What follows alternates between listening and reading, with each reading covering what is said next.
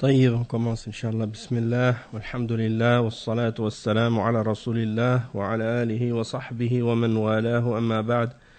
On commence aujourd'hui le cours numéro 137 dans l'explication du livre de Cheikh al-Islam ibn Taymiyyah rahimahullah al-Furqan bayna awliya ar-Rahman wa awliya al-Shaytan, avec les commentaires de Cheikh Salih al-Fawzan hafidhahullah ta'ala. Et on est arrivé donc comme je disais au cours 137. Et Cheikh al-Islam ibn Taymiyyah, donc au dernier cours, on expliquait plusieurs exemples qui ont rapport avec le fait que les mushrikines et les gens de bid'ah, les adorateurs des tombes, parfois ils vont s'isoler dans des endroits, des endroits un peu sauvages, si on veut, hein, des cavernes, des montagnes, des forêts, des endroits isolés, comme des ermites. Et ils s'imaginent dans ces endroits-là qu'ils font certaines ibadat, des adorations, des actes spirituels. Et des fois, ils font des choses qui font partie des choses qui sont des innovations également, qui n'ont pas rapport avec l'adoration. Et ils font ces choses-là et s'imaginent que les anges apparaissent, ou bien des choses comme ça. Donc, en réalité, c'est des shayatines. Et c'est ça que le cheikh, il expliquait. Au dernier cours, il y a un frère qui m'a justement fait part d'un point intéressant aussi par rapport à ça, du fait que parmi les soufiyas, et parmi les gens de bid'ah, il y en a qui essaient d'utiliser comme argument pour justifier ce genre d'acte, le fait que le prophète sallallahu alayhi wa sallam, avant de recevoir la révélation, il allait se recueillir, et il allait adorer Allah subhanahu wa ta'ala dans la grotte qu'on appelle Ghar Hira. Et c'est là qu'il a reçu la première révélation. Donc certains parmi les soufis, ils utilisent cet exemple-là pour dire, puisque le prophète sallallahu alayhi wa sallam a fait ça, donc ça veut dire que c'est pas une innovation et que c'est quelque chose qui est permis. Donc il faut bien comprendre une chose, c'est que le prophète sallallahu alayhi wa sallam, il s'est recueilli dans la montagne de Hira, la caverne, la grotte de Hira, avant la révélation, avant d'avoir la révélation. Et une fois qu'il a reçu la révélation, il n'est jamais retourné à cet endroit-là pour faire ses adorations. Si c'était quelque chose qui est légiféré, il l'aurait fait. Et il ne l'a pas fait. C'est la preuve que l'adoration d'Allah subhanahu wa ta'ala, ça ne se fait pas dans ces endroits-là. Et que le musulman, il ne doit pas partir dans des endroits isolés comme ça pour adorer Allah subhanahu wa ta'ala. Et que ça fait partie des innovations.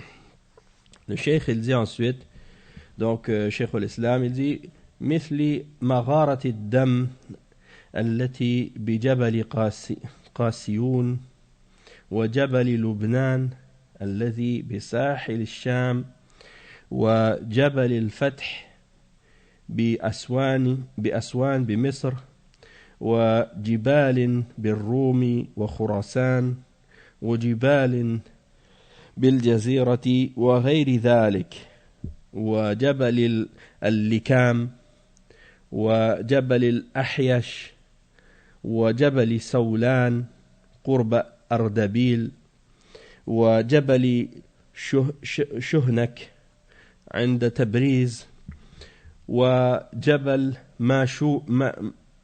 ماشيكو عند أقشوان عند أقشوان وجبل نهاوند وغير ذلك من الجبال التي يظن بعض الناس أن بها رجالا من الصالحين. Donc ici le cheikh il donne des exemples de différents noms de montagnes dans différentes régions des pays musulmans où il y a des gens qui pensent que dans ces montagnes-là il y a des hommes pieux qui sont présents. Et Cheikh Al-Fawzan, il fait des commentaires là-dessus. Il dit يبحثون عن الكهوف والجبال ويختفون فيها من أجل أن يدبروا أمرهم ضد المسلمين وينفثوا سمومهم التي في صدورهم ومنهم شيخهم في هذه المغارات الشيطان شيخهم الشيطان سول لهم وأملى لهم نسأل الله العافية. Donc le cheikh il dit ces gens-là ils recherchent les grottes, les cavernes et les montagnes pour se cacher dedans et dans le but d'organiser et de planifier leurs affaires contre les musulmans, et ils injectent et ils soufflent leur poison dans leur poitrine, dans leur cœur, avec leur cheikh dans ces grottes. Et leur cheikh, c'est qui? C'est le shaitan. Et c'est lui qui les incite à ce genre de choses et qui leur dicte quoi faire.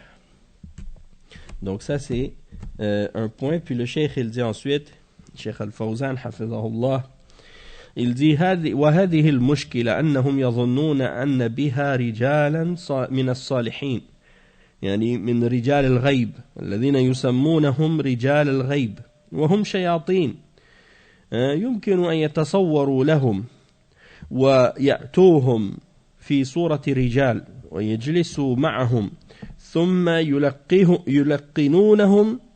يلقنوهم هذه الأفكار الخبيثة لأن الشيطان إذا انقطع الإنسان عن إخوانه المسلمين تسلط عليهم.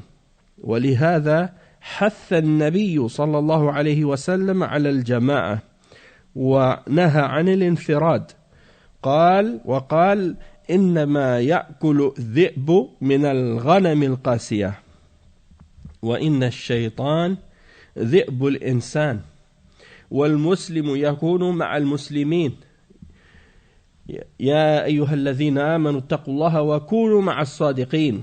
ولذلك شرع الله لنا الاجتماعات في العبادة الصلوات الخمس في الجمعة وفي الأعياد في عرفة اجتماعات يجتمع فيها المسلمون ليس كل واحد يذهب لجبل أو لغار ويقول أنا أعبد الله. لما سئل ابن عباس عن رجل يصوم النهار ويقوم الليل لا يشهد جمعة ولا جماعة فقال هو في النار. وأنتم تسمعون في كل خطبة عليكم بالجماعة. هذا حديث وهذا نص حديث يعني عليكم بالجماعة فإن يد الله على الجماعة ومن شذ في النار.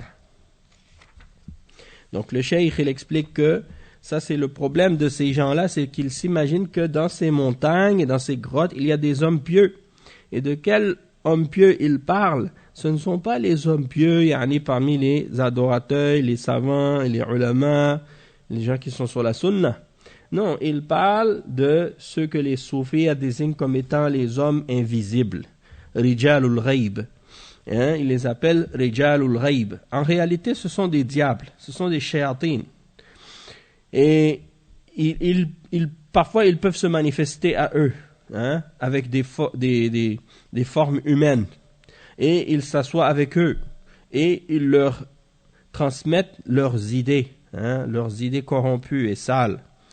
Et donc, le shaitan, lorsqu'il s'éloigne de ses frères, lorsqu'il s'éloigne des musulmans, eh bien, le shaitan prend le dessus sur lui. Et c'est ça en réalité qui est arrivé à beaucoup d'entre les êtres humains lorsqu'ils ont essayé de chercher une vérité en dehors de la religion d'Allah. Eh bien, parfois certains ont emprunté ces chemins-là. Et dernièrement, je regardais par exemple certaines des croyances des différents peuples amérindiens et les enseignements de ceux qu'ils appellent les chamans. Eh bien, c'est comme des sorciers en réalité.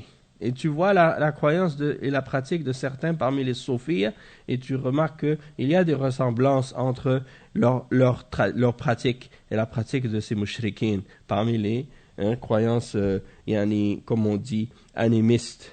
Et les gens qui croient en des esprits et des choses de ce genre, ou qui se réfèrent au culte des ancêtres, ou qui adorent des esprits, eh bien c'est la même chose. En réalité, c'est des gens qui souvent entrent en contact avec les djinns, avec les shayatines, et les shayatines leur révèlent certaines informations ou certaines choses que eux ils connaissent pas. Alors ils s'imaginent que ce sont des divinités ou des êtres supérieurs ou des choses de ce genre, et puis ils les adorent en dehors d'Allah. Et c'est comme ça qu'ils deviennent par la suite des serviteurs du shaitan et des esclaves du shaitan. Également aussi, ils font parfois l'usage de plantes hallucinogènes ou de substances qui justement les créent en eux ce genre d'état qui fait en sorte qu'ils voient des apparitions ou ils entendent des voix ou des choses de ce genre, et donc ils s'imaginent qu'ils voient des choses qui ne sont pas là, et ils entendent des voix de choses qui n'existent pas, et donc c'est comme ça que ces gens-là par la suite, en réalité, ils ont des croyances qui sont totalement en contradiction avec la vérité. Allah al-Musta'an. Donc le cheikh il explique que donc ces êtres-là, ces gens-là, ils adorent ces êtres invisibles qui sont en réalité des shayatines qui peuvent parfois apparaître avec des formes humaines et qui s'assoient avec eux et qui leur transmettent leurs idées. Et le shaytan, il attaque les êtres humains qui s'éloignent des autres et qui s'isolent des autres. Une fois que la personne elle reste tout seule, elle s'isole, elle s'éloigne de la population ou du reste des gens, eh bien, elle se fait dévorer par le shaitan. Et c'est pour ça que le prophète sallallahu alayhi wa sallam, il encourageait les musulmans à rester ensemble, à s'unir, à rester en groupe et ne pas s'isoler ou ne pas partir tout seul. Et il mentionne dans le hadith qui est rapporté par Al-Hakim dans Al-Mustadrak, et d'autres également l'ont rapporté, comme Abu Daoud et An-Nasa'i, qui mentionnent donc que le prophète sallallahu alayhi wa sallam a dit ce qui signe. Donc il a dit innama ya'kulu adh-dhi'bu min al-ghanam al-qasiya, c'est-à-dire le loup, il ne mange que le mouton qui s'est éloigné du troupeau. Donc le cheikh explique que le shaitan en réalité par rapport à l'être humain, c'est comme un loup. C'est le loup pour les êtres humains. Et donc, le musulman, il doit rester avec les autres musulmans. Et Allah subhanahu wa ta'ala dit dans le verset 119 dans Surat At-Tawbah, Ya ayyuhalladhina amanu taqullaha wa kunu ma'as sadiqin. Ô vous qui avez cru, préservez-vous d'Allah et soyez avec les véridiques. Et c'est pour cette raison que Allah Azza wa Jal, il a légiféré d'être toujours rassemblés pour faire nos adorations. Que ce soit les 5 prières quotidiennes, que ce soit la prière de Jumu'ah, que ce soit les prières des fêtes dans les jours de Eid, ou le rassemblement des musulmans le jour de Arafah, tous ces rassemblements des musulmans sont des exemples qui montrent que cette religion de l'islam est une religion de l'union et du rapprochement et le fait d'être unis et d'être rassemblés. Et donc, c'est pas à un musulman de s'en aller dans les montagnes ou dans les grottes, puis dire, je m'en vais adorer Allah. Et il dit, on a demandé à Abdullah ibn Abbas, radiyallahu anhuma, à propos d'un homme qui jeûne le jour et qui fait la salat la nuit, et qui n'assiste pas à la prière de Jumu'ah, ni à la prière en Jama'a. Et Abdullah ibn Abbas radiyallahu anhuma a répondu à propos de cette personne qu'il est dans l'enfer. Il dit il est dans l'enfer. Et vous entendez à chaque Jumu'ah, dans chaque discours, dans chaque sermon de l'imam, il dit en général, les imams, ils répètent souvent ce hadith, alaykum bil jama'a, fa inna yadallahi ala al jama'a. C'est-à-dire rester unis, rester avec la jama'a, avec le groupe, car la main d'Allah est sur la jama'a. Et man shadha, shadha fin nar. C'est-à-dire celui qui adopte une attitude singulière, qui s'écarte de la jama'a, il s'écarte vers l'enfer. Et ça, c'est la réalité. Après, le cheikh, il dit, wa min al-ins, ويسمونهم رجال الغيب وإنما هناك رجال من الجن ورجال رجال من الجن.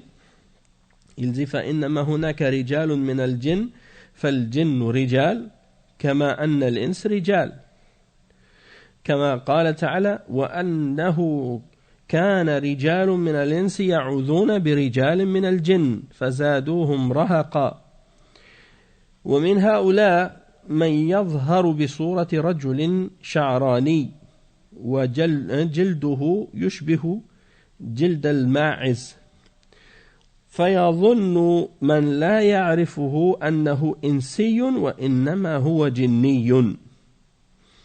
Donc le cheikh il explique que les êtres humains ils appellent ceux parmi les soufis qui vont faire leurs adorations dans ces endroits isolés, ils les appellent, ils disent les êtres qui habitent dans ces endroits-là, les grottes et les montagnes, ils disent ce sont les hommes invisibles ou les hommes de l'invisible. Cheikh Al-Fawzan il dit Rijalul Ghaib hum shayatin rahimallahu rahimahullah ma awsa'at tila'uh wa ma a'zama nus'uhu lil muslimin. Le Cheikh il dit, Cheikh Al-Fawzan il dit ces hommes-là en réalité, ces hommes de l'invisible sont des diables en réalité. Et il dit que Allah fasse miséricorde à Cheikh al-Islam Ibn Taymiyyah comme sa connaissance était vaste et comme sa sincérité était grande pour les musulmans. Il les conseillait sur les détails des questions de la croyance et des détails des questions de la religion pour mettre en garde les musulmans contre toutes les différentes formes d'égarement et les différentes sectes et les différentes innovations que les gens ont rapportées et amenées dans l'islam. Même dans des choses que parfois les gens n'ont jamais entendu parler, parfois des choses que c'est seulement les Mubtadi'a qui connaissent, eh bien Ibn Taymiyyah il les a apprises ces choses-là, il les a étudiées pour être capable justement de les connaître et pour les avertir les musulmans contre ces égarements-là. Il dit ensuite, en réalité, ce ne sont que des hommes parmi les djinns, parce que parmi les djinns, il y a des hommes, comme Allah il le dit dans le verset 6 dans Surat al-Jinn. وَأَنَّهُ كَانَ رِجَالٌ مِنَ الْإِنسِ يَعُوذُونَ بِرِجَالٍ مِنَ الْجِنِّ فَزَادُوهُمْ رَهَقًا. C'est le verset 6 dans Surat al-Jinn. Allah subhanahu wa ta'ala il dit or il y avait parmi les humains des mâles qui cherchaient protection auprès des mâles parmi les djinns, c'est-à-dire il y avait parmi les humains des hommes qui cherchaient protection auprès des hommes parmi les djinns. Mais cela ne fit qu'accroître en eux la détresse. Allah al-Musta'an. Et donc, le cheikh explique que, Cheikh Al-Fawzan, il dit, yani, al-jinn lahum rijal, wa yadharuna fi surati rijal. Donc, les djinns, il y a parmi eux des hommes, c'est-à-dire, ils sont des djinns hommes, et ils apparaissent sous la forme d'hommes, d'accord? Et le cheikh, il dit ensuite, wa min ha'ula man yadharu bi surati rajulin sha'rani. Donc il y en a parmi eux qui ont une apparence d'un homme très poilu, avec beaucoup de poils qui ressemble à la peau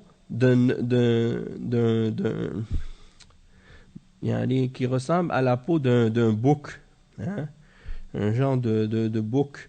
Et donc les gens vont, une chèvre, comme les chèvres, ils voient cet homme-là et ils pensent que c'est un être humain alors que c'est un djinn en réalité.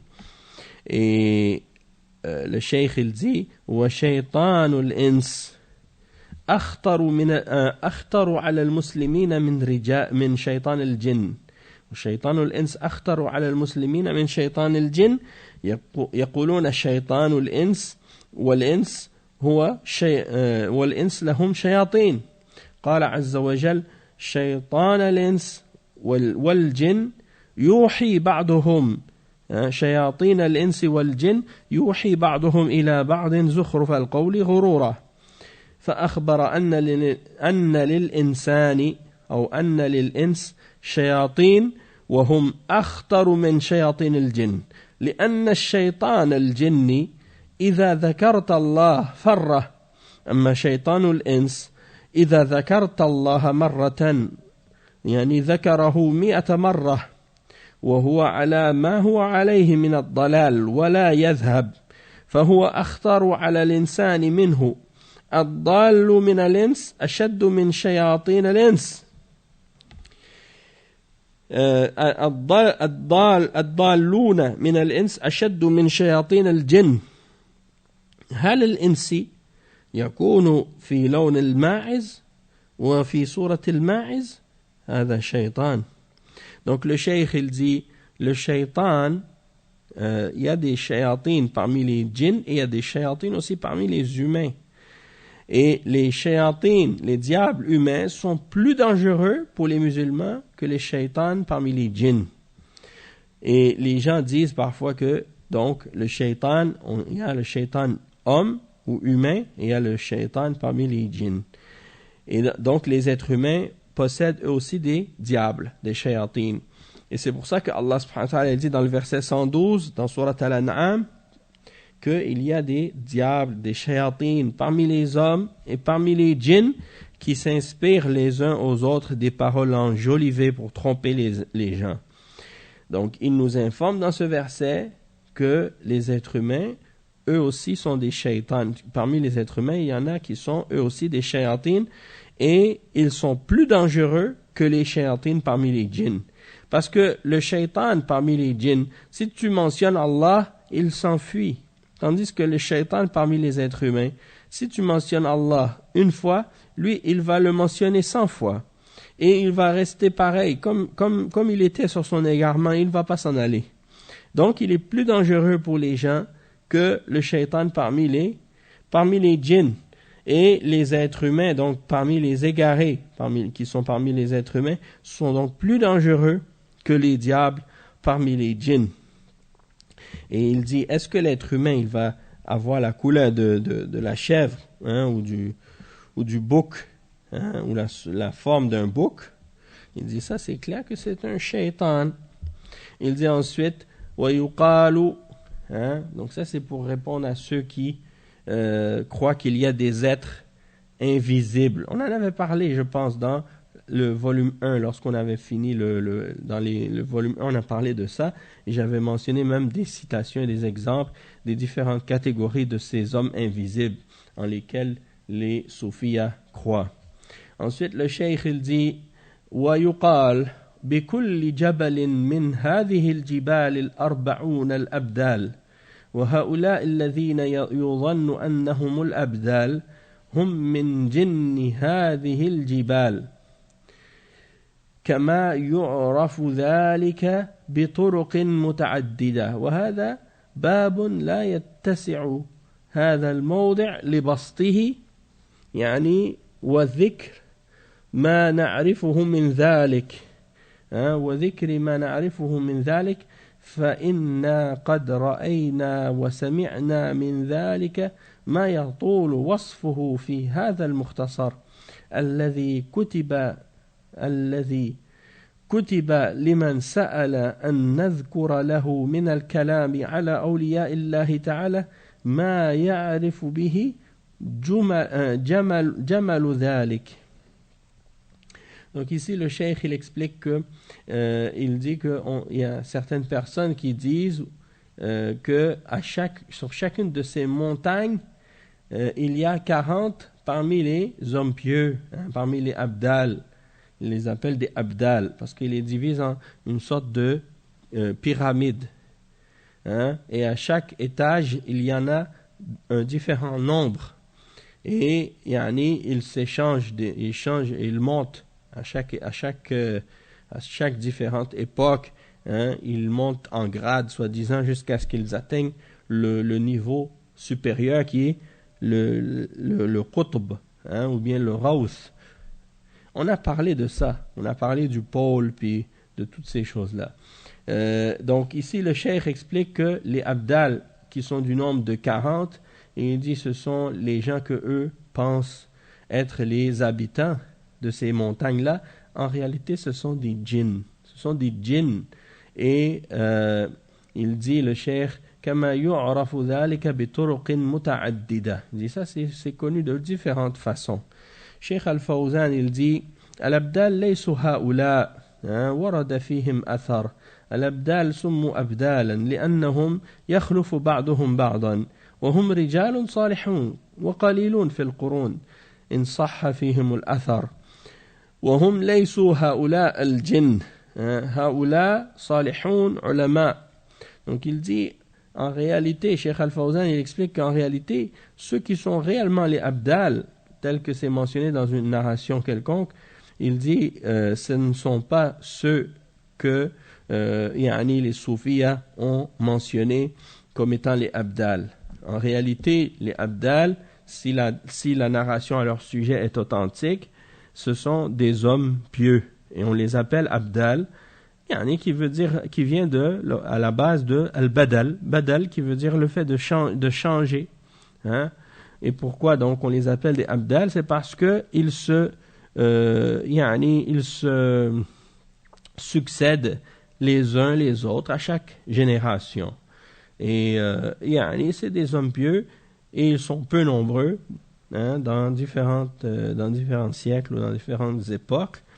Mais ceux dont les soufis à eux parlent, ceux que les soufis désignent comme étant des abdal, ce ne sont pas ceux-là, ce sont plutôt des djinns. Ce sont des djinns, tandis que les vrais abdal, ce sont des ulama et des hommes pieux. D'accord? Ensuite, le cheikh, il dit que, donc, laysul abdal, donc ceux que les soufis croient être des habitants de ces montagnes-là, ce ne sont pas des abdal, ce sont des shayatin, des djinns. Après, le cheikh explique, il dit, on n'a pas, Cheikh al-Islam ibn Taymiyyah a dit, cet endroit ou ce moment n'est pas le bon pour rentrer en détail dans ce que nous connaissons au sujet de ces choses-là. Et il dit, parce que on a vu et on a entendu beaucoup de choses à ce sujet-là, et ce serait très long à décrire dans ce qu'on est en train d'expliquer maintenant, comme résumé. Et le cheikh dit, yakfina ma dhakart. Ce que tu nous as mentionné est suffisant. Et ensuite, le cheikh Ibn Taymiyyah, il dit, et celui qui a posé la question, il a posé la question au sujet des awliya d'Allah, qui sont les serviteurs pieux et rapprochés d'Allah. Et donc, on a voulu lui clarifier et lui mentionner, eh bien, ce qui est important de ce sujet-là. Et le cheikh, il dit, اطلاع الشيخ شيء عجيب. يعني وإحاطته بالأخبار والأشياء فتح الله عليه فتحا عظيما. وهذا ببركة العلم والعمل والعلم النافع والعمل الصالح والدعوة إلى الله.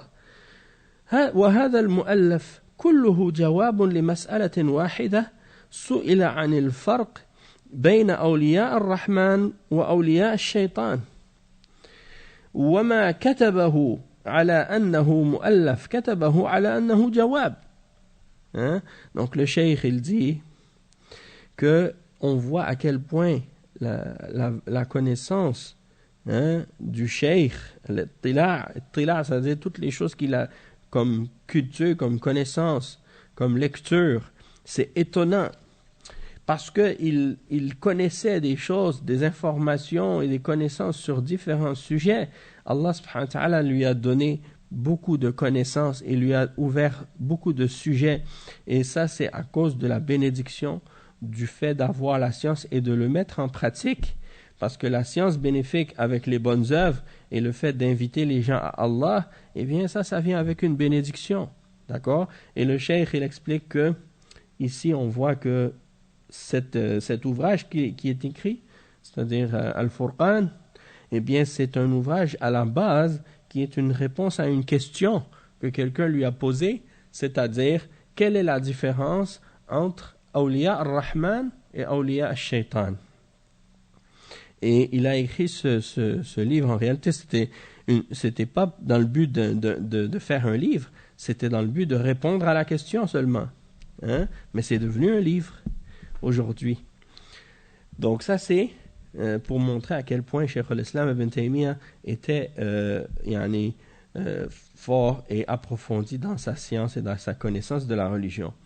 Ensuite, il dit وَالنَّاسُ فِي خَوَارِقِ الْعَادَاتِ عَلَى ثَلَاثَةِ أَقْسَامٍ قسم يكذب بوجود ذلك لغير الأنبياء وربما صدق به مجملا وكذب ما يذكر له عن كثير من الناس لكونه عنده ليس من الأولياء ومنهم من يظن أن كل من كان له نوع من خرق العادة كان وليا لله وكلا الأمرين خطأ. Donc le cheikh, il explique que les gens, par rapport aux actes qui se produisent et qui sont hors de l'ordinaire, des actes surnaturels, il y a 3 types de personnes face à ces actes-là. Et donc, Cheikh Al-Fawzan, il commente, premièrement, sur ce point-là, il dit, كما سبق بيانه أناس غلوا في نفيها كالمعتزلة ينكرون خوارق العادات ويسمون الآن العقلانيين ينكرون المعجزات وينكرون الكرامات ويقولون ليس هناك كرامات وأناس غلوا في إثباتها حتى عدوا خوارق الشيطان من الكرامات وهؤلاء غلوا في الإثبات والوسط يعني هم الذين أثبتوا الكرامات وأثبتوا المعجزات والكرامات على ضوء الكتاب والسنة ونفوا ما عداها وهؤلاء هم أهل السنة والجماعة.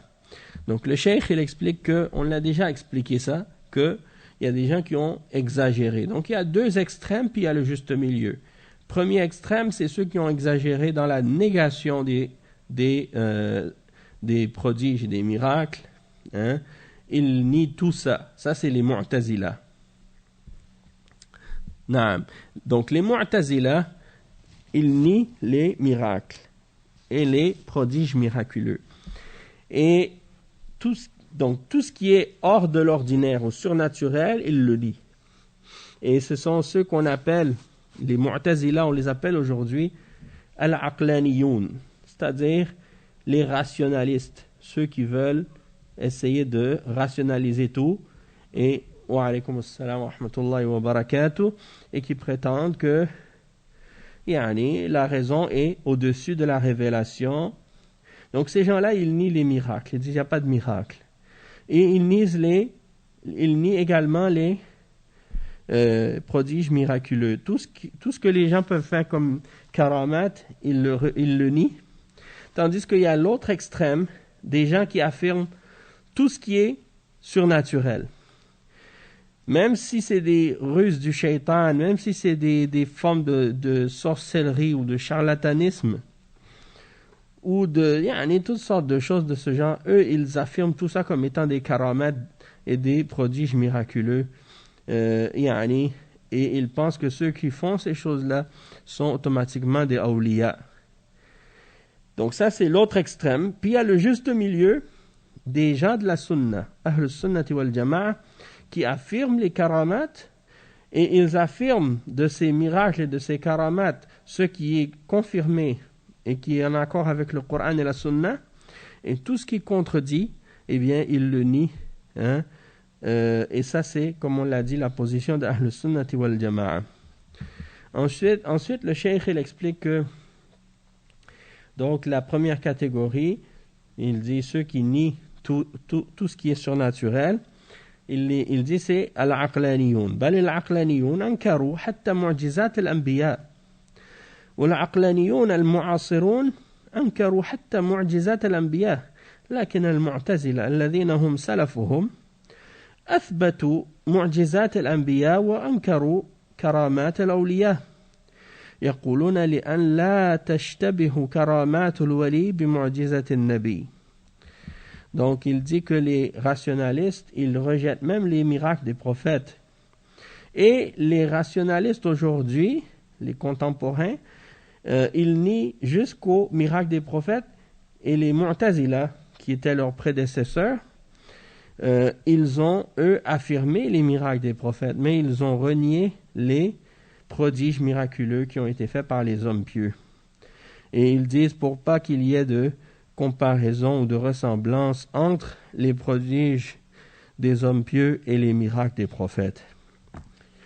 Et ensuite, le cheikh il dit, l'autre extrême, par rapport à ceux qui affirment tout comme étant des miracles sans distinguer ce qui vient du shaitan et ce qui fait partie des sorcelleries ou des choses de ce genre.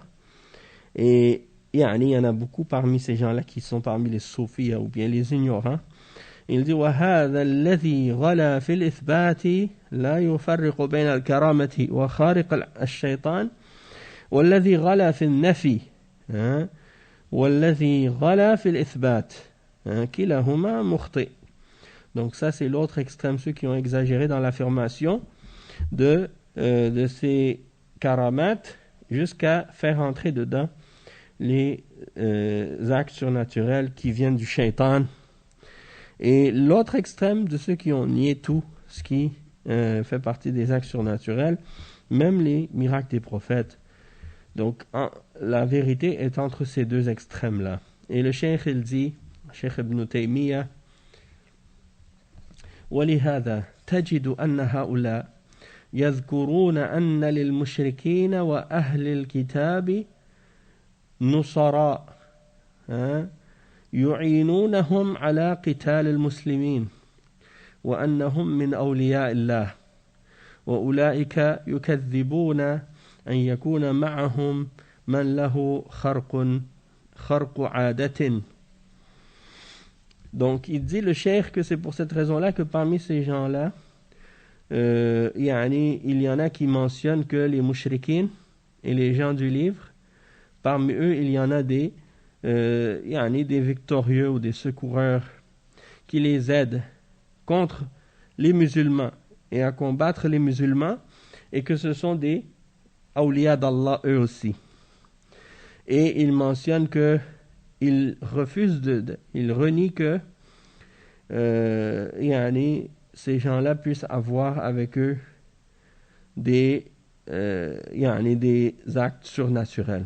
Donc le cheikh il explique Cheikh Al-Fawzan ce passage-là. Cheikh Al-Fawzan il dit أثبتوا الكرامات حتى للكفار واليهود والنصارى لأن عندهم خارق العادة كرامة مطلقا ولا يفرقون بين الكرامة وخارق الشيطان.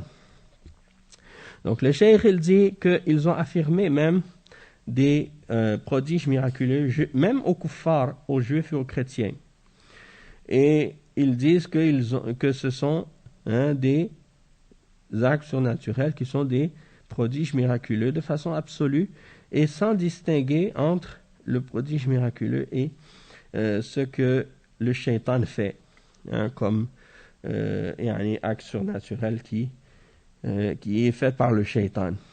Et ensuite il dit أولئك الذين ينفون والشيطان حضر مع الكفار في بدر كما ذكر الله وحضر مع الكفار في بدر ويحرضهم على المسلمين ويقول إني جار لكم وإذا زين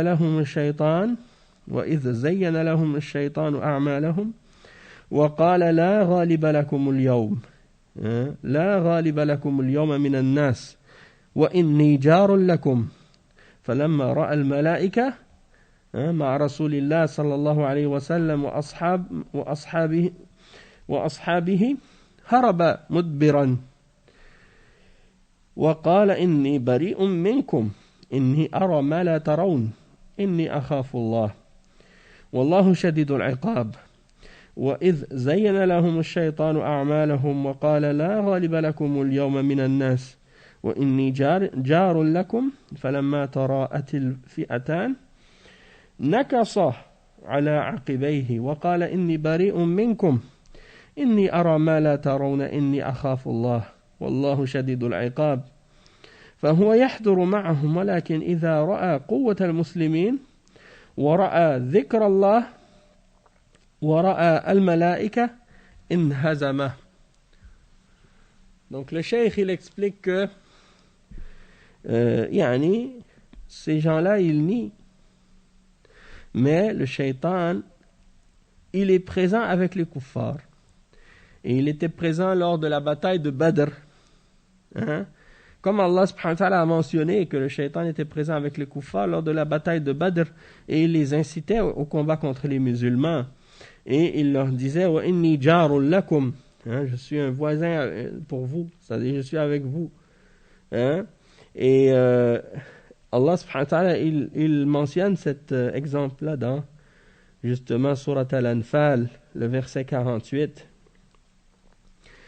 lorsqu'il dit, lorsqu'il disait cette parole, et les anges, lorsqu'il a vu les anges avec le prophète sallallahu alayhi wa sallam et les sahaba, il s'est enfui. Et Allah subhanahu wa ta'ala a mentionné cet exemple-là dans ces versets-là. Il dit, et quand le diable leur eut embelli leur action, il dit, nul parmi les humains ne peut vous dominer aujourd'hui. Donc ça c'est le shaitan qui dit ça aux mushrikines. Et je suis votre soutien. Inni jarul lakum. Mais lorsque les deux groupes furent en vue l'un de l'autre, il tourna les deux talons. Et il dit, je vous désavoue. Je vois ce que vous ne voyez pas.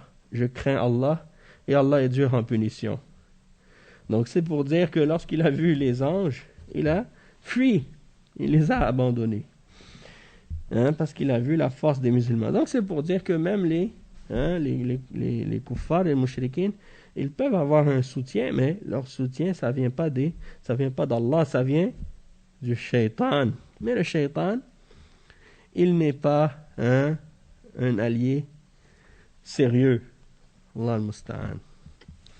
والصواب القول الثالث وهو أن معهم من ينصرهم من جنسهم لا من أولياء الله كما قال الله تعالى يا أيها الذين آمنوا لا تتخذوا اليهود والنصارى أولياء بعضهم أولياء بعض ومن يتوله منكم فإنه منهم وهؤلاء العباد والزهاد الذين ليسوا من أولياء الله المتقين المتبعين للكتاب والسنة.